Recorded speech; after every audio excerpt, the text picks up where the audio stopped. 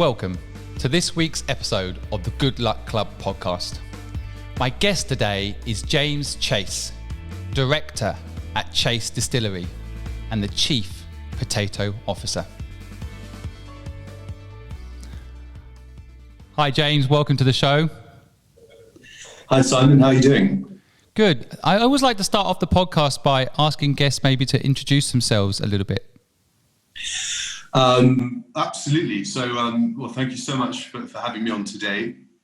My name is James Chase, and that's my self-proclaimed potato peeling rights. But I'm part of a family distillery based here in Herefordshire. So we are a field-to-bottle distillery producing vodkas and predominantly gin. And we've kind of almost started the craft spirit revolution way back now in 2008. It seems a lifetime ago.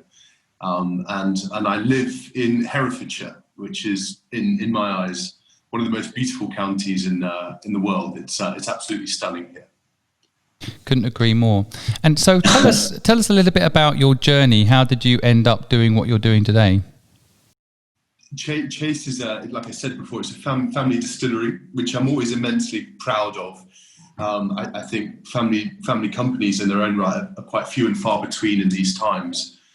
And we've been distilling here since 2008. So we've come a long way. It feels like a lifetime, or it certainly feels like a lifetime, but it really is only 12 years ago.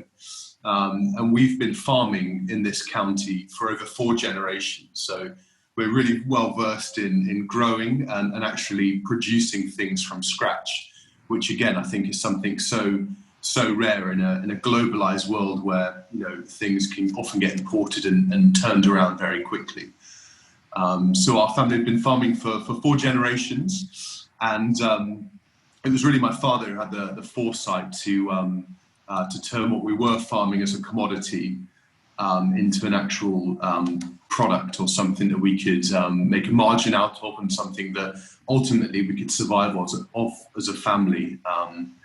Farmers are often depicted of living quite generous lifestyles and having a great time, but often there's a lot of shortcomings, and behind the scenes it often can be very tough. And that was particularly relevant for our family in the 90s, where we were really up against it, really struggling to almost survive. And I think the first thing they always teach you at Harvard is to survive in any business. And unfortunately we weren't. We were treated as a middleman. Farming, you're not really producing a brand, you're merely producing a commodity for the likes of me and you. And ultimately, most people, all we have been guilty of in the UK is demanding supermarket products at a very cheap price very quickly. So the long and the short of it, we diversified, and we actually came up with a crisp brand called Tyrrell Crisps, which are now a household name, which is great to see, in 2001. And then in 2008, we had another great idea of using potatoes that were too small and too wonky to make the potato chips, and built the UK's first craft distillery in 2008. And as I'm sure you can agree, Simon, there's been a flurry of gins and spirits that have come onto the market in the last few years. And that kind of takes us up to today, where we're probably one of the leaders of independent distilling in the UK. And then we export over 40 markets, and our main family's interest is in distilling and making alcohol from scratch. So without going into too much detail, that's kind of where we are at today. And we are a family business, and we're very embedded in that culture of family. So whilst it's me and Dad, often at the helm of the company, we are a family business, which I love supporting and love getting behind. Out of interest, how do you measure success for your business and for yourself today? What is success to you? I think that's a really good question. I think success for us is ultimately down to the people that we've got around us. We always lead with our brand, and often we call it packetizing and making the product speak for itself on the shelf. But it's so important for us to have the right people around us and able to not only sell the brand, market the brand, but sell the story and create the passion. Anything that you kind of buy into in life has come with a great story or a great passion behind it. And really simple answer to your question there is, is making sure that the welfare and the employees that we have around us are having a great time and doing what they love. And for yourself, how do you measure success in a personal context? It really comes down to the people that I've got around us, and I said earlier that we are a family business.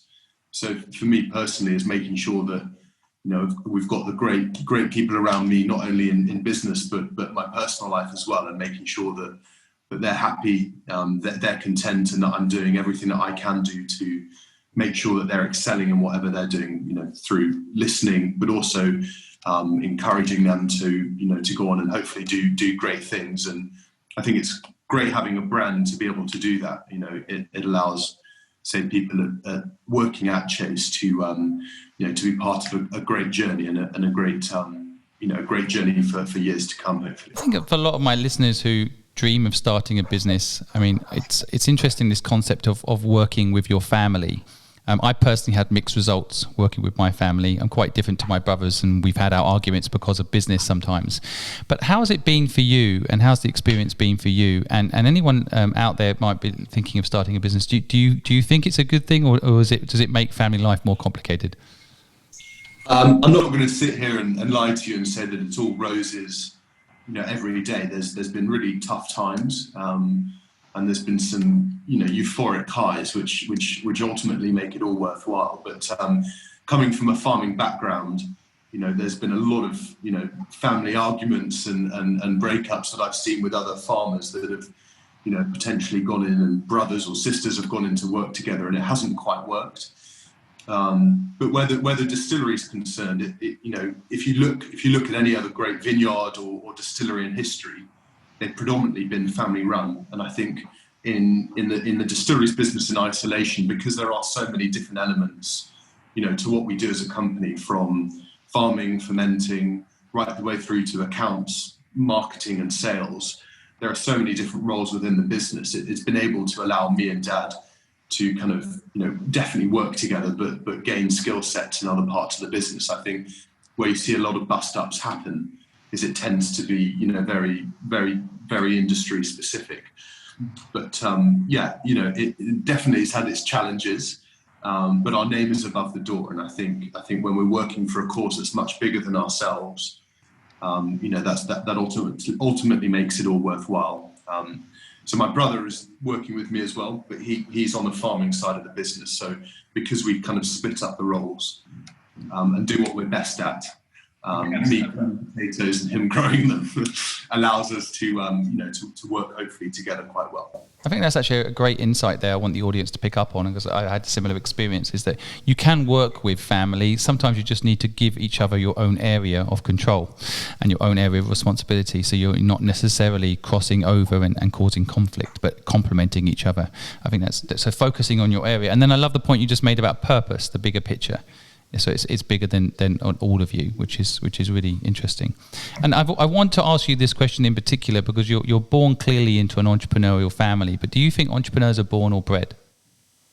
I was thinking about that earlier, and it's a huge question. And ultimately, you always compare yourself to your community or the people that you've got around you. And I'm obviously very, very fortunate to grow up with a role model like my father, who's very driven and very ambitious.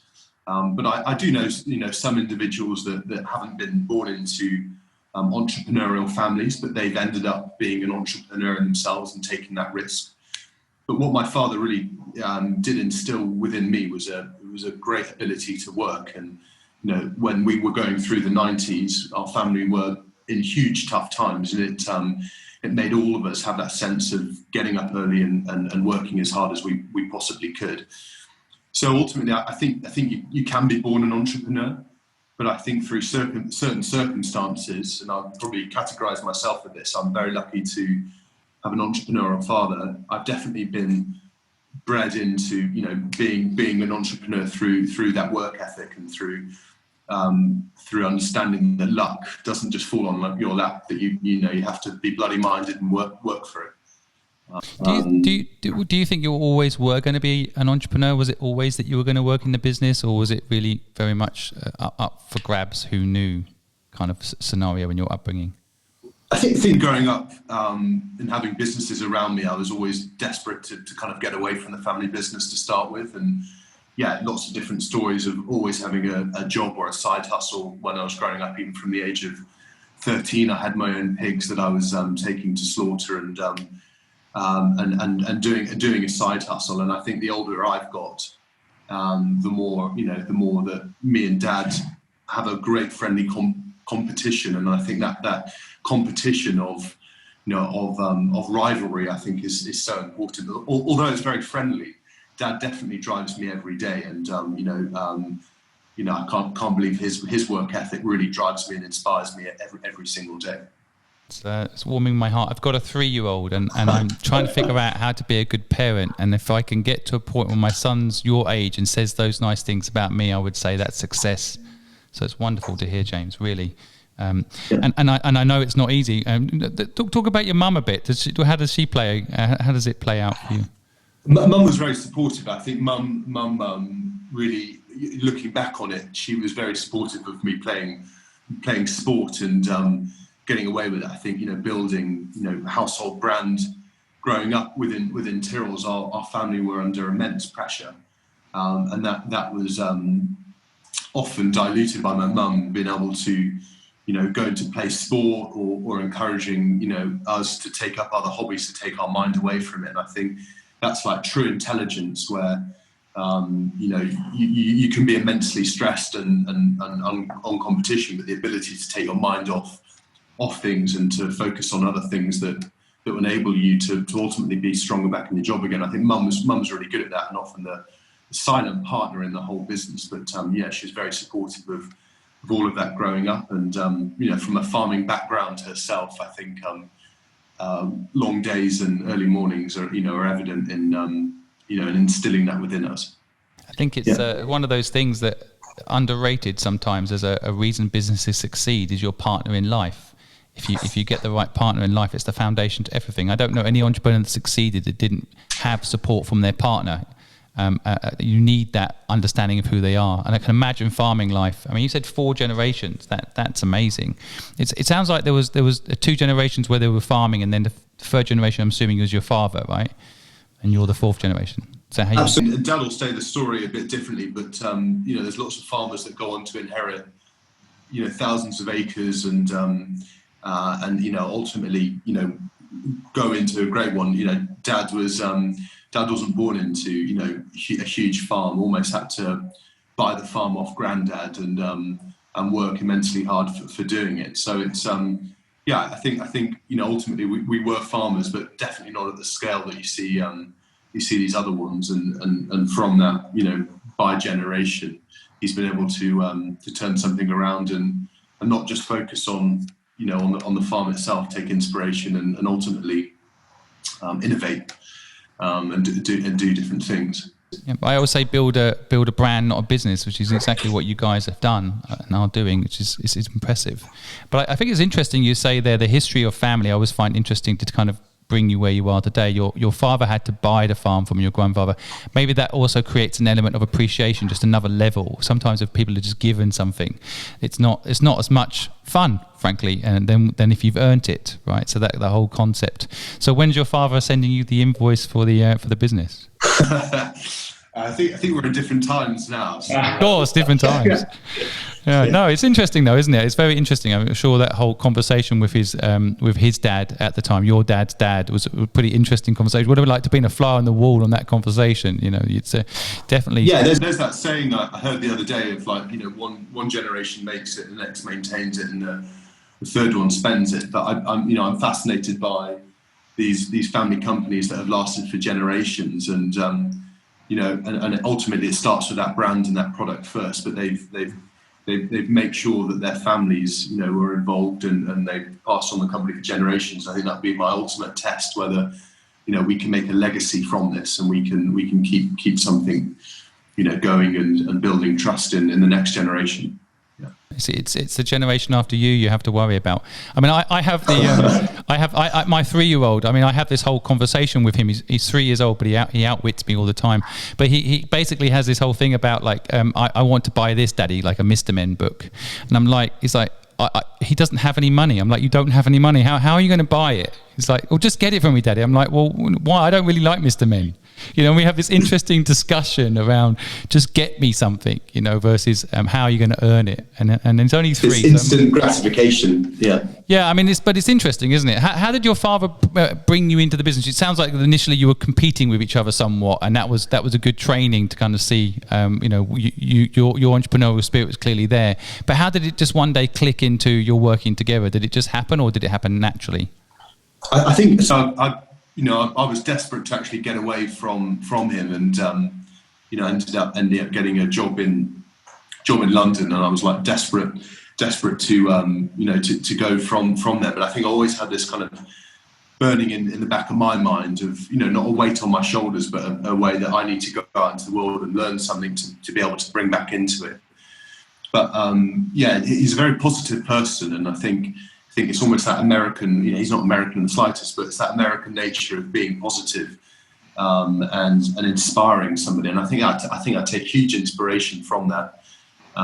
You know, there's obviously other things that you want to improve on, but he's definitely great at inspiring people and passing on that kind of passion, you know, that makes you want to go and do it again.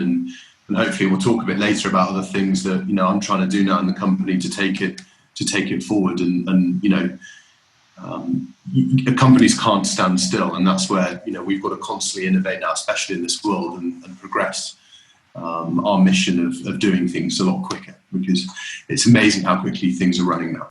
That is fascinating. I love the point you make there as well about having to go away to learn new things to bring it eventually back into the business, which I think, you know, is a really important point, isn't it? That's why I always tell young people to travel, for example, you know, and see the world. And, you know, I know you were inspired from your travels in the US, but maybe talk about how you are innovating your business today. Maybe talk about that a little bit now. That would be really interesting. Yeah, ultimately the spirits industry, you know, whilst it's huge in stature, is immensely competitive. You've either got the big guys who, you know, have huge listings on the stock exchange and they're able to buy contracts. So Simon, you might have a wine bar, and you probably most likely would do a deal with one of the big guys to do all of the brands. So you'd buy a tequila, rum, whiskey, gin, vodka, all from the same house. And then you might use Chase on your back bar, or, you know, some of your other boutique spirits, you know, to hand sell. And that's our challenge at the moment, is that we need to innovate in order to, you know, keep top frame of mind, but also to bring the bartender or the consumer something that's going to make their life better. And that's a really important point. I think brands do have a purpose now, not just to sell stuff or sell at discount, which I think we were very guilty of pre-coronavirus, is actually to make somebody's life better. And that's so important for Chase, because we are making alcohol. We are making something that, you know, could change your life for better or for worse. And we've got a social right to make sure that we're releasing products that do things. And ultimately, our biggest innovation was in 2008 by making something from scratch. So, you know, a lot of these distilleries, it's not fake news, but they don't make it, you know, maybe as craft or as aligned as we could. And we took huge inspiration from craft distilleries in, say, Germany or Austria, where they are educating their consumers how spirits are made. And if you respect something, you never mistreat it. So our purpose has been all about educating consumers about field to bottle spirits. And now we're in a time where, especially, you know, through the last couple of months, we want people to drink less but better. And the stats are coming through now that actually through lockdown, people have actually been drinking less, but they've been drinking more premium because they haven't been spending a lot of money in the bars and restaurants. So for us, that education continues, but it also continues in how the serve and how the drinks are. So we're really kind of looking at different mixes, and we're really on the front now of championing our spirits to be mixed with soda water. So, tonic water has a huge amount of sugar in it. And we're kind of on a quest now to make sure that people are drinking less sugar, potentially less alcohol, but drinking it in a way that works for them. Drinking trends have massively changed. And I heard a stat the other day that 1 in 4 adults now don't drink at all. So you've got to be alive to these stats and working for an almost a completely new sector of consumer, these early 20-year-olds who are on social media prolifically, and they're almost not drinking at all because they don't want to be seen, maybe in a bad way or something. So that's definitely our innovation. We've got to keep alive to that, and it's going to be interesting to see how the next few years pan out. Yeah. I think it's a fascinating time to be alive and in business. It's so much opportunity, but equally so much threat, right? I guess there's just so many people pushing so many things that sometimes it's a bit like how you win elections now. It feels like you just have a good social media campaign and you can become the president. So popularity contest. Yeah, as opposed to like best product wins. It does feel like best marketed product wins. Does it feel like that sometimes? Definitely, there's the frustration, and if you look at gin, which is our 85% of our business, it's got immense low barriers to entry. So, you guys at the podcast could create your own gin tomorrow. You'd create a great social media account. You would phone up a contract distiller, and you could have your brand to market within 2 weeks. And ultimately, through Instagram, there's no one regulating you to what news that you put out. And yes, we've seen that through Trump and Brexit, but you're seeing it with brands now. And we're living in this age where over the last 8 years or 10 years, the amount of brands that have entered the market have been phenomenal. Whereas when, Dad always says the story of setting up Tyrrell's, there was a book of the yellow pages and you had to get on the phone to look at things. Now you can go on YouTube and figure out how to distill within half an hour. You can phone up a packaging warehouse and have your new bottle, the Squibb's gin, being released next month. So look, it's so easy to do things, and that is the worry. And at Chase, we've got to constantly look at how we can go into areas where it's maybe a bit harder to enter. And whiskey is definitely an area where there's a big barrier to entry, and it's something that hopefully that we're looking forward to in the future. And maybe my kids will take inspiration from, because whiskey takes a good few years to build up inventory and stock. You give me an idea for Lucky Gin there. I like it. You're a bit late. Yeah, we're a bit late. Well, that's the interesting thing about everything's already been done. That's the only thing. I mean, like social media. I'm sure when Facebook was started, they were like, well, MySpace, it's already done. You're a bit late. And frankly, even podcasts. I mean, we're podcast 751,407. Maybe we're late, maybe we're not. I guess it's interesting, isn't it? It's an interesting point, isn't it? Is what's late and what's not. It's interesting.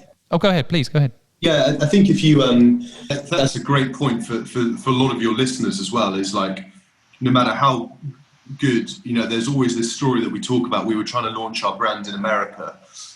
We brought in a bottle of Chase, and this we were like, it's like looking at your baby. You think it's the most prettiest baby in the world. And we brought it into this room, and this distributor came up and he said, look, you may think you've got the most beautiful baby in the world, but so do all of these other 1,000 other creators. To me, it's just another screaming baby on a plane.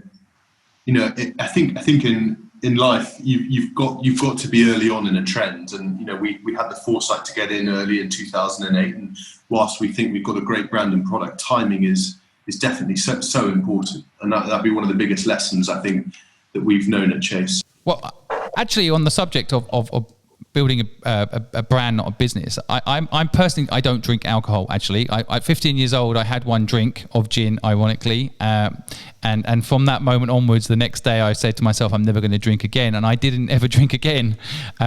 Luckily, I've got a wife who likes to drink, so she makes up for what I don't consume to keep the market buoyant. But I am a big fan of crisps. And so I'm a big fan of your family crisps. I'm interested in how that got tipping point. When was it suddenly famous, or was it a gradual process? And the same, I guess, for the distillery business. How did it play out?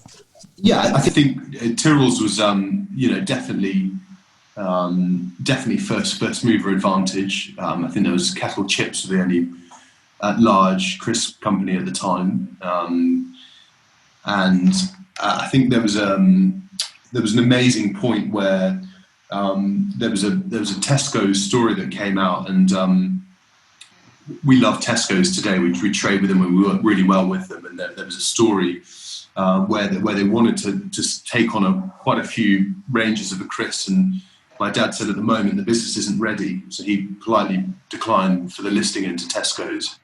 And I think it was the same time that David Beckham was moving to LA Galaxy. So the press got a hold of this, and I think to date, Dad is one of the only food producers to deny a listing in Tesco's at the time, which was huge news. And I think it's not that he hated Tesco's or had a grievance to them. They're, in my opinion, I think one of the best supermarkets run in the world, and we've had a huge history as a family with them. But it was just a point for Dad being a farmer and sticking up for his morals, where he was so supportive of the independent customer. And we talked a bit offline about your local independent store. And I think my family are huge supporters of the independent, that, in this day and age, there'll always be an Amazon, there'll always be a supermarket that can use economies of scale, and get whatever you want as cheap as possible. But the independent, they're up at night, they're doing the accounts on their kitchen table. They're doing it because they love that business and they want to talk about the brands that they stock. So if you go for a meeting or a sell-in with a buyer and independent, they'll want to talk about the taste, the flavour, and they'll really get into it. Whereas often, I think, we live in a time now where those bigger buyers are probably a bit more obsessed with price, promotion, and how big are you going to support on that. And yeah, ultimately, we need both in our society. But I think a silver lining of coronavirus, I don't want to mention it too much, is the rise of the independent again, and that they are championing, seasonal, artisanal brands. But just getting back on track, so I think that was a big pivotal moment, and I think we got a lot of press from that. But the brand grew, and I think it was always on its way to stardom. There was great innovation with the vegetable chips. A lot of the girls in London thought that there were less calories in the potato chips. It's completely rubbish, but yeah, it was great innovation. I think a great name and a great story. Nobody has the cookie cutter, the secret formula, to say why it was that. But it was a great meteoric rise, and I think the tipping point was definitely, that press and PR. And then with Chase, I think there's been quite a few occasions where, we've had our tipping point.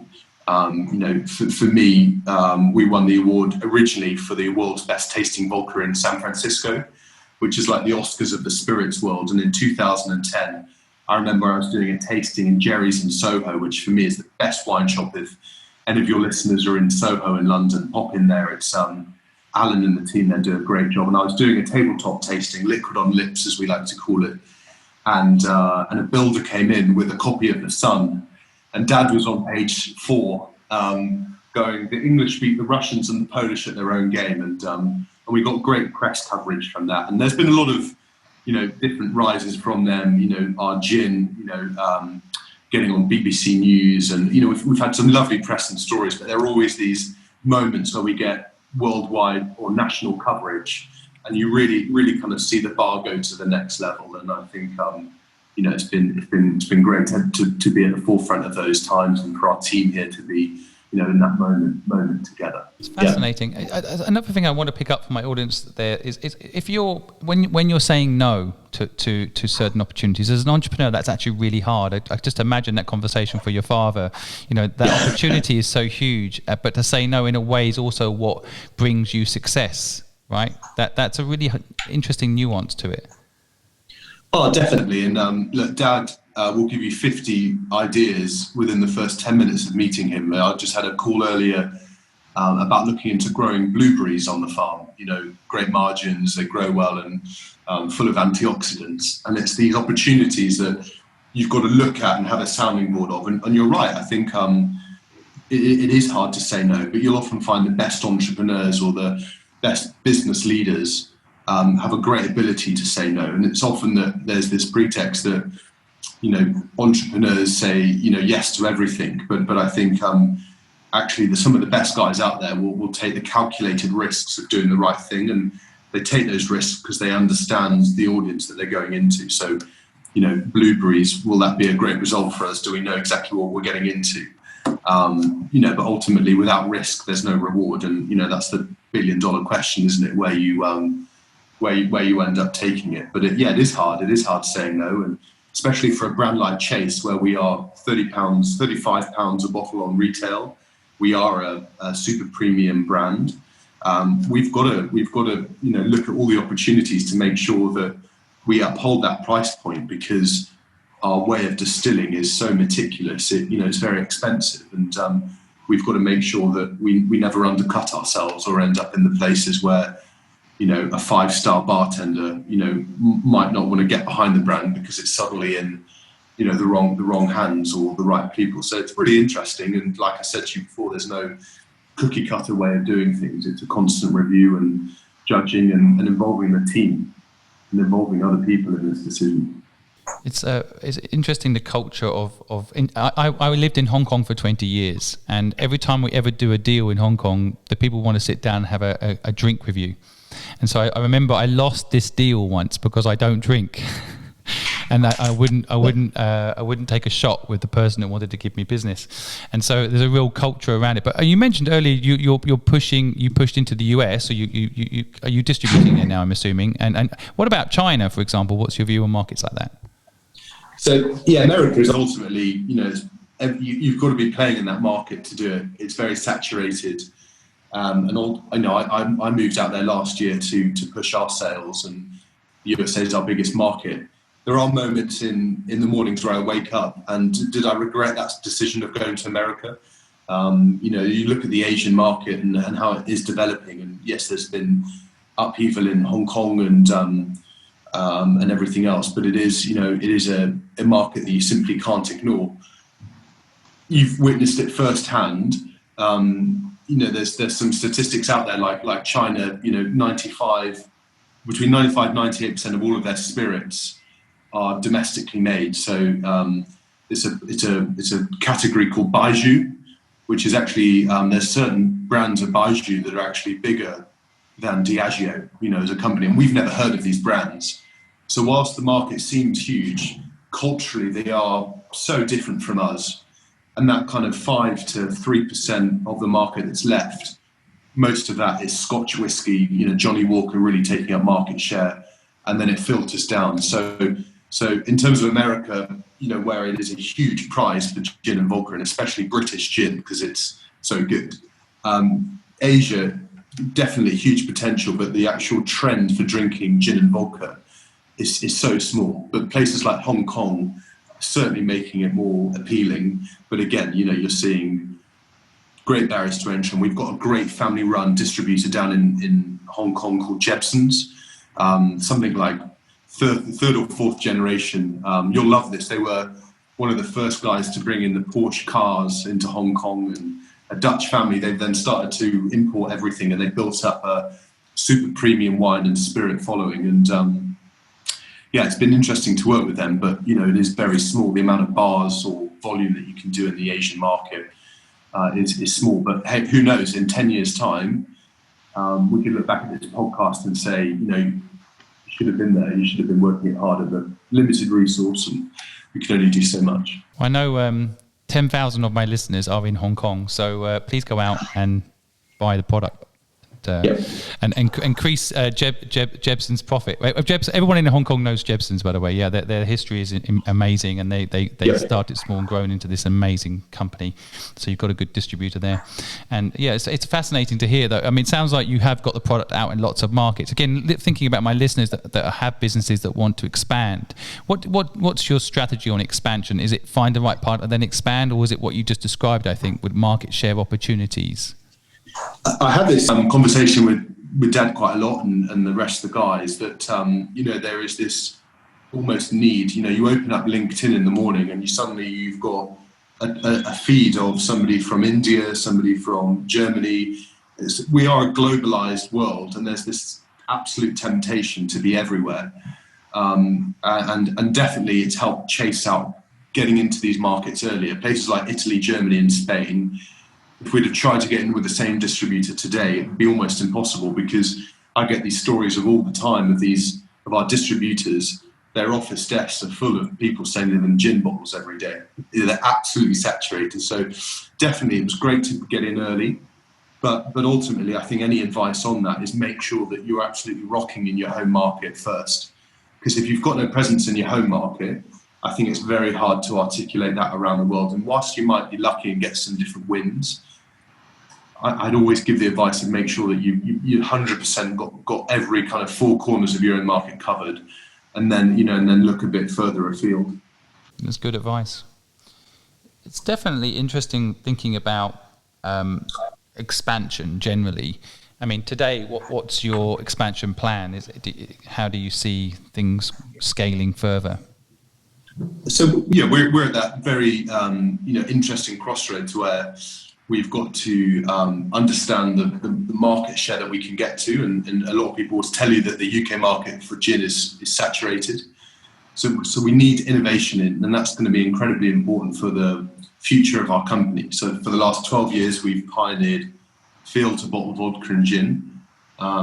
We've been laying down an awful lot of whiskey now, and we think that hopefully is going to be maybe the next lifeline for our business.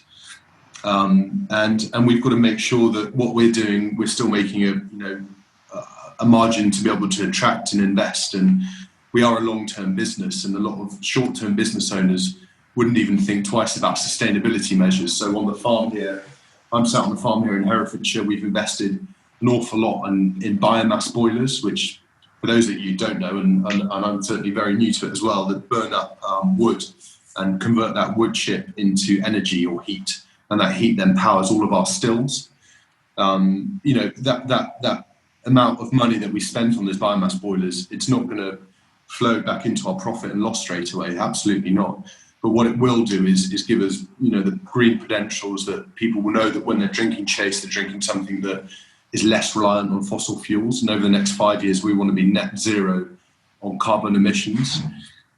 But it's our kind of constant foresight to make sure that we're innovating into that area and not trying to be ruling the world as such. So some very interesting decisions will have to take place, and in the new world that we live in, it'll make things absolutely harder for sure.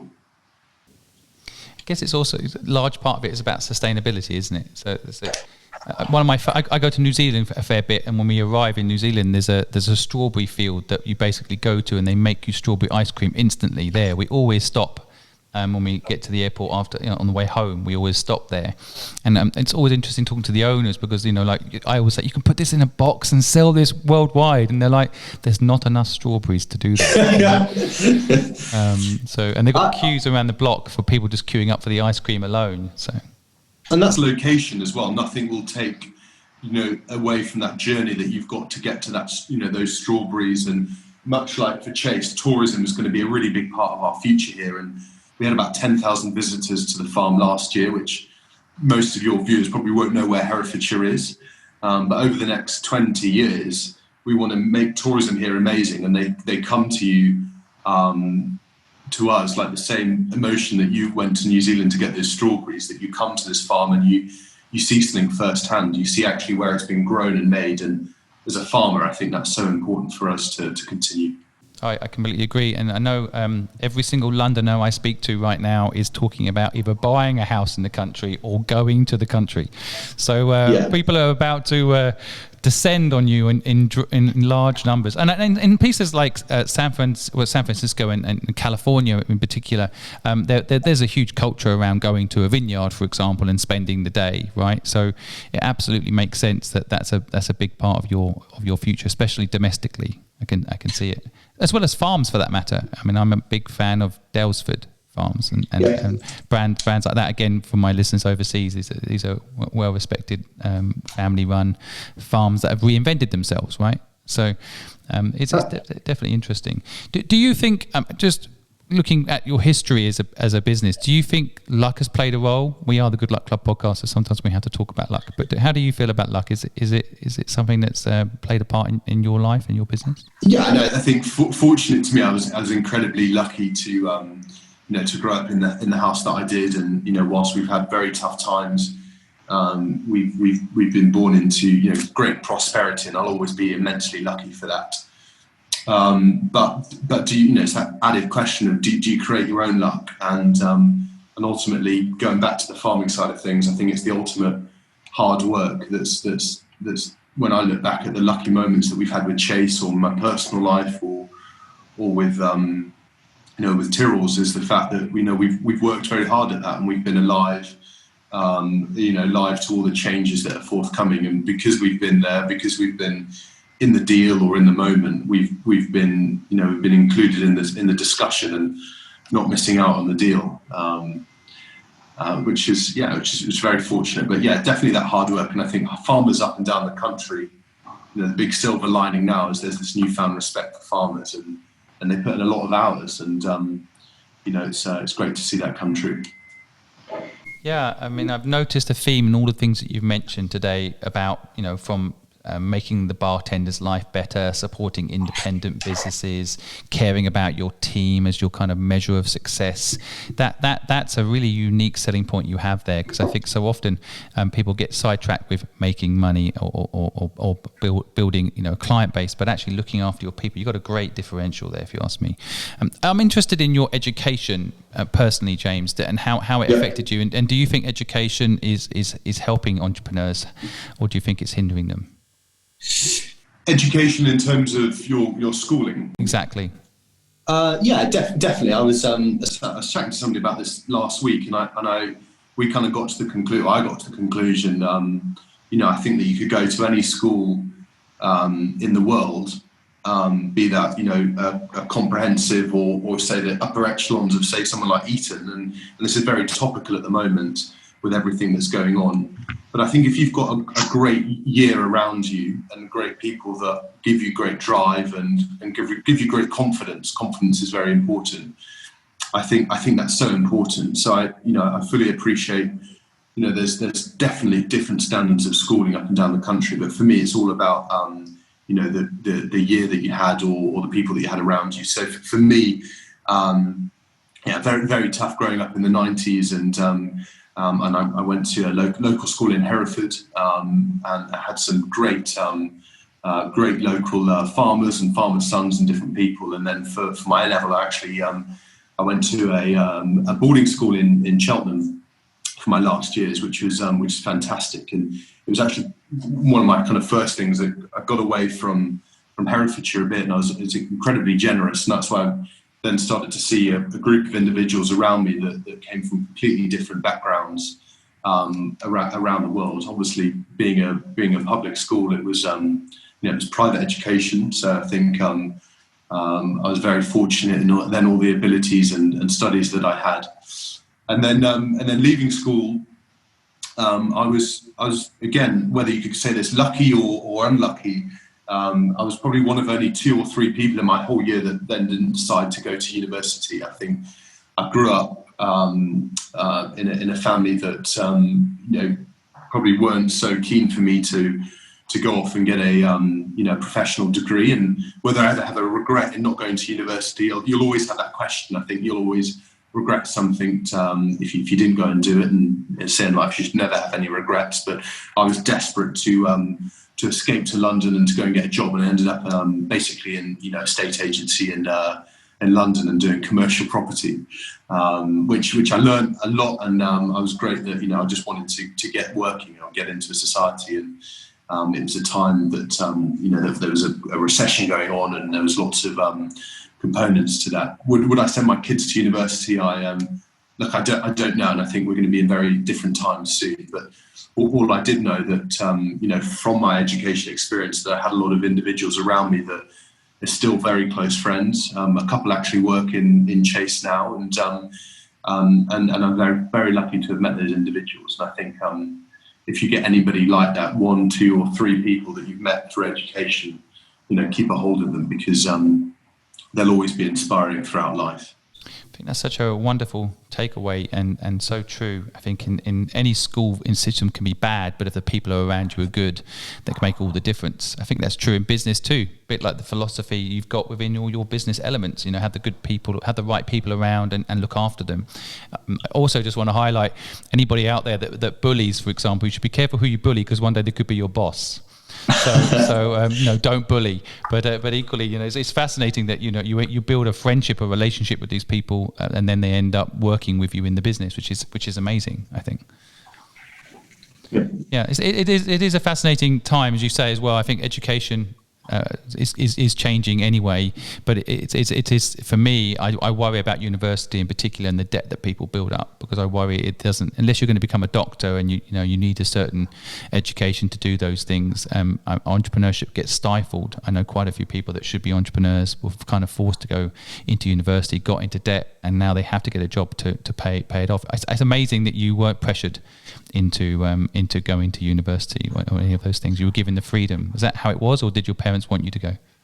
I don't know. I think they're probably in a friendship group at the time, with lots of other farmers, and there was probably no pressure on them, whereas I've got other friends that probably, looking back on it now, probably regret those 3-4 years at university and that debt that they have. But I think they were probably, in a sense, pressured from their parents, because their other, sons and daughters of their friendship group might have put them through. I also then look at companies and what companies are doing to give apprenticeships and and to degrees to different people. It's a great networking occasion. Going to university, I've just finished reading What It Takes by Stephen Schwab from Blackstone. And it was amazing. He looked at all of his moments within his life, but he really kind of highlighted that, that he did meet a lot of great contacts at Yale. I think that's another kind of element to the argument, is that he genetically had an amazing mind, got into Yale, and from there then met some even more amazing people to go on to do what he's done.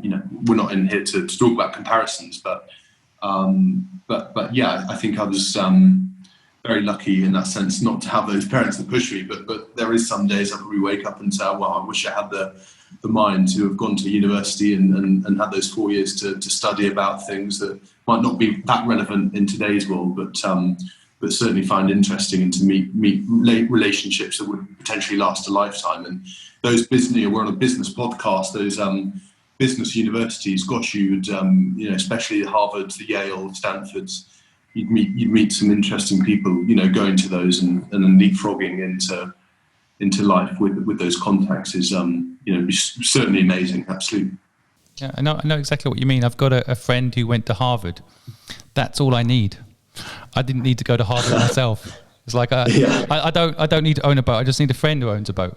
And it's not worth 4 years necessarily to make those contacts, but and sometimes in those ecosystems you can also have disagreements with people, which can also cause you problems later down the line, right? But definitely network. And it sounds like I had a similar experience where it doesn't matter what you go and do. Frankly, if you're a decent person, you'll make friends, you'll make connections, and then of course that can turn into business success. Equally, I think anyone out there starting a business, my advice is always like, you can go build a network from scratch. So like I started a creative agency and I just said, this is what I'm selling, and I'll go tell people what I do. I don't need to know someone at Harvard that knows someone at that company to necessarily get that business. I can just go and say, this is what I'm doing, and if it's the best product available, they will buy it. So you can build the network from scratch, right? But it's definitely an interesting area. You and I should. I'd love to have a whole discussion on it another time. But I appreciate you taking the time out today to share with us your story, share with us how you're doing it and your culture and your business. And I just want to close with just asking this final question: if you went back to the younger you and gave some advice, what would it be? If I went back to the younger me, I would make sure that, and I learned this a bit from my time in America, is speak to as many people as you can. And yes, people might have a bad day or be on a good day, but often, and that's a great thing that I love with Americans, is they will just talk to anybody, whether you're in the gym getting dressed or you're on the train or you're somewhere else. There's this American attitude of just speaking to people. And I think us Brits sometimes can be quite insular I was at a gym on the Sunday, and I just spoke to this person. It was almost quite a weird, weird situation. But I think going back to me, it's like don't. And yes, it comes back to confidence and where you get your confidence from in life. But I think the ability just to talk to anybody and leave no stone unturned. And when you're talking to somebody, never kind of prejudge. Anybody can have an amazing story, can lead an amazing life. Doesn't matter what they wear or where you think they're from. They can have the most amazing story, and you'll never know where one of those people might end up. And that's a great thing for anybody growing up, is to have this ability to talk to people. It might seem really simple and far-fetched, but I think just communication and talking to people opens up. We've got a whole world of mental health, but on the other side of things, talking to somebody, you find out so much, and by just talking to people, you learn, and that's the magic in everything. So yeah. I don't want to ruin a wonderful podcast by talking about coronavirus. We managed to mention it once and get through a whole chat without mentioning it too much. But I guess that is one thing that worries me a little bit about coronavirus. Is I'm more scared to speak to people now, because you don't want to, them to feel like you're invading their space and infecting them, and vice versa. So I hope it doesn't get lost, because I think what you're talking about there is actually really important. And we give Americans a hard time, but that is definitely one of the strengths of Americans. You get in a yellow cab and they will talk to you. They will share everything with you, and often be quite authentic about it. And you're quite right. I mean, I got in a taxi last time I was in New York. The guy started telling me his whole life story, and it was so amazing. How he worked at Amazon and was very high up, and all these things. Just so fascinating. Real, like you said, don't judge. I love that point. And I think also, if you can push through the coronavirus fear, and continue to speak to people if you do presently, and if you don't be fearful of people, because I totally agree. Speaking is with other people is so amazing. You learn so much. I'm going to sum up what I've taken away today, and I think just a few things. First of all, I want to make sure I say, anyone who's going to visit the UK, or of course is listening in the UK, try to go to Jerry's in Soho. It's 15 minutes from where I live, so I'm going to pop down and tell them how great they are, based on what James said, and buy some of your products. I think I like this whole point you mentioned earlier about, or we talked about saying no, and I want people to pick up on that, because I think it's quite important. It's not about saying yes to everything. It is about being careful. It is also trying things, a bit like you were saying about the blueberries, experimenting, asking questions, throwing it at the wall, but sometimes also saying no, which I think is an important lesson. I like the point you talked about as well, James, around having to almost go away for a while to appreciate what you've got, perhaps partly, but also to learn stuff that you can bring back. So I always say that when people are working for someone, if they were working for me, they leave me to go away, they learn something, maybe they can come back later, that's fine, or maybe they start their own thing, that's also fine. But that kind of letting people go and experience things and coming back is such a powerful point.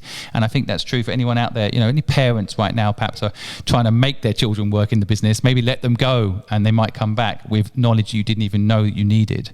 And I love that whole idea of going out there and experimenting. For young people in particular, I would say, don't get a mortgage if you can help it too young. Go out and first experience the world. There's plenty of time to buy a house later, and that type of thing. Being free to go and learn.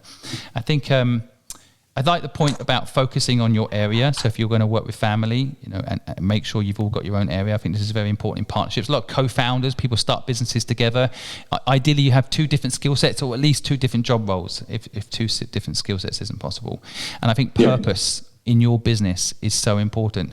And James has got quite a lot of purposes within his business, but I love this overarching feeling that it's about looking after people, the people you work with, the bartenders that serve your drinks, the independent businesses, that I think right now it couldn't be more important to look after those independent businesses than it is right now.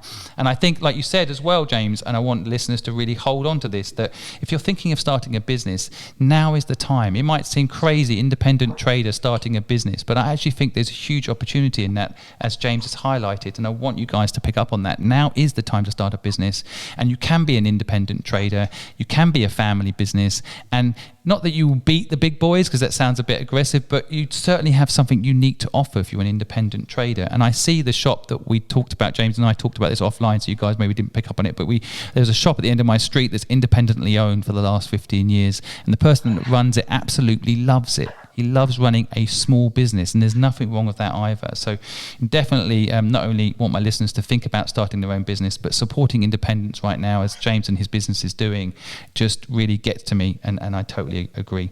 So I like one final thing I'll say. Probably no one knows what LA Galaxy is, even though David Beckham went there. But so thanks for giving them a bit of a brand plug there. No one will remember who they are, I think. I like drink less but better. I think that's a really good idea. I think we should have an offline conversation about Lucky Gin so that we can sell that and fund entrepreneurs to start businesses of their own. So we could get drunk on our own idea right there, I think. I like the whole social right to do good and care about people. That's my biggest takeaway from your insights today. You know, I want people I love the social right, the way you put it, the social right to do good and care about people. So thank you, James, for taking the time to come on the podcast show today and share your story with us and your insights, and look forward to having you back.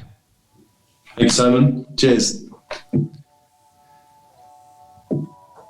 Thank you so much for listening to our podcast show today. If you found what James had to say useful and insightful, please give us a comment below. Equally, please click through to his businesses down below and go and buy some of his products. He gives his time for free so that you can learn what business is all about. And I'm sure even a like on one of their company's social media pages will be well received and appreciated. Myself, as the host of Good Luck Club, I want to say thank you for taking the time to tune in. I know you have thousands of podcasts you could be listening to, and you take the time to listen to ours. We feel incredibly lucky.